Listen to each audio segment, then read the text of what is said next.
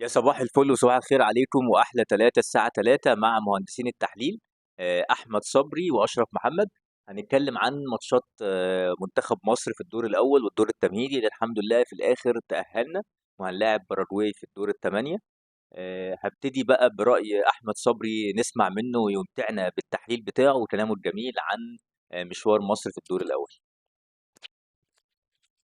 ماتش الدومينيكان بصراحة كان كله بتنجان. لا لعب ولا أداء ولا أي شيء من اللي كان. الحمد لله على التعادل.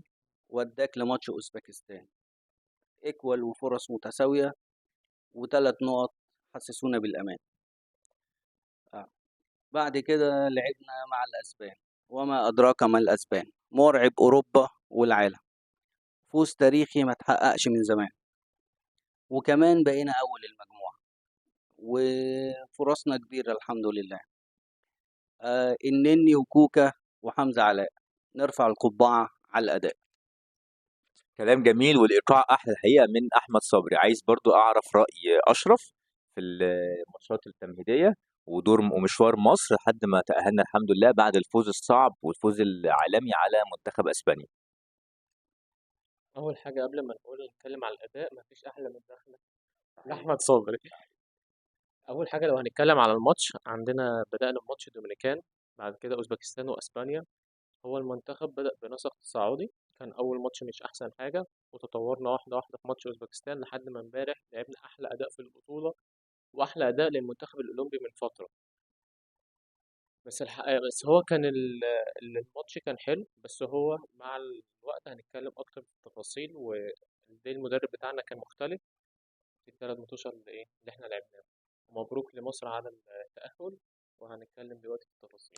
طيب خليني اقول لكم ان احنا فعلا زي ما اشرف قال، احنا الماتشات كانت متتاليه في التصاعد. حتى في القيمه التسويقيه بتاعت الثلاث فرق كانت اقلهم منتخب الدومينيكان، بعد كده منتخب اوزبكستان، ثم يليه منتخب اسبانيا وهو تاني اعلى منتخب في القيمه التسويقيه بعد اصحاب الارض المنتخب الفرنسي الاولمبي.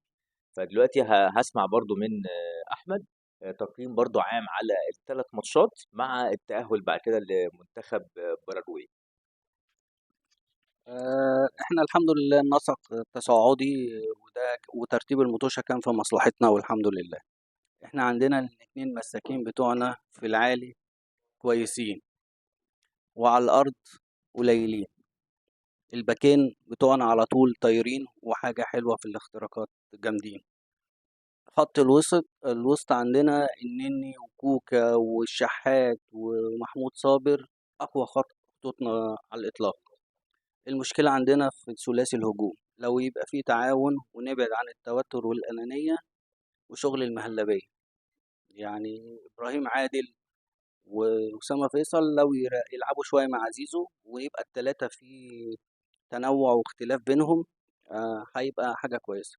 المفروض يبقى في كورسات، يعني إبراهيم عادل يروح مكان زيزو. المرة الوحيدة اللي زيزو جه مكان إبراهيم عادل عمل كرة حلوة أوي. الباصة من زيزو لإبراهيم عادل كانت في الجون، في أكتر من كرة إبراهيم عادل المفروض يحطها لزيزو ما حطهاش. فعلى مستوى الدفاع والهجوم وحراسة المرمى احنا كويسين جدا. الشغل الهجومي لو نسقوا مع بعض بطريقة أفضل هيبقى شكلنا أحسن بكتير، وممكن نجيب هدية، يعني نجيب ميدالية لمصر، تكون هدية إن شاء الله. طب عايز اعرف توقعاتك بقى احمد معلش عن ماتش مصر وباراجواي الماتش اللي جاي. باراجواي فرقة من أمريكا الجنوبية، وإحنا بصراحة ما بنعرفش نتعامل مع فرق أمريكا الجنوبية كويس، يعني للأسف، لأن هم بيلعبوا كرة أجريسيف وكرة سريعة جدا. وإحنا لو ما قابلناهمش بنفس القوة وأداء كلنا نبقى أداء أكرم توفيق مش هنعدي. بس إحنا إن شاء الله أعلى منهم، لعيبتنا فرديا أعلى منهم، وإن شاء الله نقدر نعدي بإذن الله. باذن الله. هو فعلا كلام احمد مظبوط 100%، لان فعلا كره باراجواي كره سريعه هنحاول نجاريها ان شاء الله، ونحاول ان احنا يكون لينا غلبه وتفوق عليهم. فعلا كمان ادائنا الماتشات اللي فاتت كان ينقصه الاجريسيف، ان احنا نبقى اجريسيف والفعاليه الهجوميه على الثلاث فرق، بدليل ان احنا عانينا اول ماتش في اول مباراه وتم التعادل. المباراه الثانيه الحمد لله كسبنا واحد ما كانش كفايه، بس لولا فوزنا في مباراه اسبانيا ما حسيناش بالفوز القليل في المباراه الثانيه. برضه هسمع تحليل اشرف وبعديها توقعاته عن ماتش مصر وباراجواي.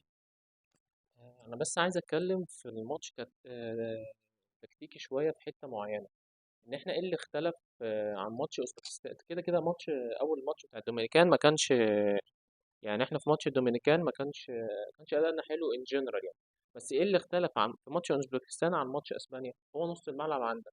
ان انت لما رحت لعبت اوزبكستان، انت ثلاثه نص الملعب اللي هو النني او شحاته او كوكا، برضو ما عندهمش الحته اللي هي بتاعت زي امام عاشور، اللي هي الحته اللي تخلق فرص للمهاجمين اللي قدام. ليه نفعت ولعبنا بالاداء ده في ماتش اسبانيا؟ عشان انت في ماتش اسبانيا انت اللي دايما انت اللي بتستقبل، بمعنى انت بتلعب على الكاونتر اتاك.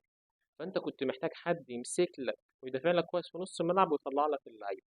زي ما الجون الاولاني مثلا في ماتش اسبانيا، هي كره ملعوبه بالطول وزيزو بخبرته يعني خد الكره ولعبها ابراهيم عادل. والكره التانيه انت كده كده كنت بتدافع وقطعتها من ابراهيم عادل، قطعها ولعب. فهو اللي كان الاختلاف في الحته دي. المنتخب كان ناقص صانع العاب في ماتش اوزبكستان. ما انت بس انت عندك ماتش اسبانيا، انت كنت محتاج انك بس تحافظ على نص الملعب، عشان انت طبعا اسبانيا المدرسه بتاعتهم ان هم بيمسكوا الكوره ودايما ايه، باصات كتير. ماتش مصر واوروجواي احنا كفنيا والاداء هيبقى كويس، احنا اعلى منهم. يعني احنا حتى لو ركزنا في المجموعه اللي هناك هم كمان يعني اوروجواي مش اعلى مننا فنيا. بس هي الفكره ان المطوشه دي لازم اللعيبه تطلع 100% من الباور بتاعها، عشان انت خلاص ده ماتش خروج المغلوب، وانت كمان الماتش ده هو اللي هيقلك للسيمي فاينل. والسيمي فاينل معناه انك قربت من ميداليه. فهو البرجواي هتنزل بأقوى حاجة عندها وممكن تعمل أحسن أداء ليها في البطولة.